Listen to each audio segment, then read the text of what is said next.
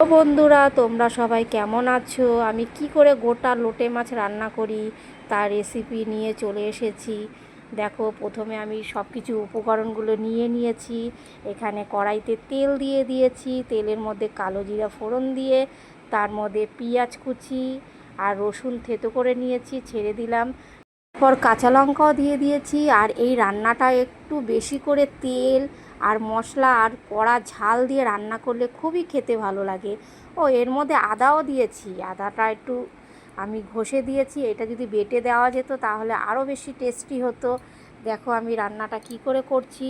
আর রান্না করতে করতে কিন্তু আমি গ্যাসটা যখন এক পিঠ হয়ে যাবে গ্যাসটা অফ করে দিয়েছি। অফ করে দেওয়ার পর মাছটাকে আস্তে করে তুলে এপিঠ করে দিয়ে আবার গ্যাসটাকে জ্বালিয়েছি। এরমভাবে রান্না করলে মাছগুলো বেশ গোটা গোটাও থাকবে, খেতেও খুব ভালো লাগে। আর তোমরা রেসিপিটা দেখতে থাকো।